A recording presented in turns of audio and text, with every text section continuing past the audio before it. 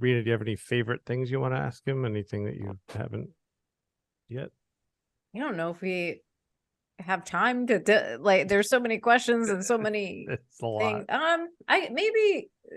How about what is your favorite fact or thing that you learned about Martha Gellhorn while you were writing that book? Mostly how, as I say, Hemingway overshadowed her. She would give interviews later in life, and if Hemingway's name was ever mentioned, she wouldn't even want to get interviewed. So I decided to honor that.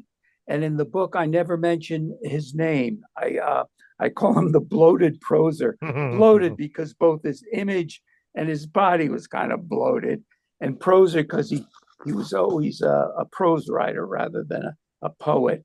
And I just came to realize I think she was as good a writer. I don't know, but I think she was as good a writer as he was. But you walk up to people and you mention her name, and either one of two things happen. They say, don't know her, or they say, oh yeah, didn't she marry Hemingway? Well, yeah, she did, but that wasn't the main thing. She was friends with the president's family too. Yeah. Her mother, who was a great suffragette back in St. Louis in the early 1900s, knew Eleanor Roosevelt, and so got Martha one of her first big jobs during the Depression. Martha Gellhorn would go around the country covering how the Depression was hurting people and hurting families. And that's another thing she did a great job as a war correspondent.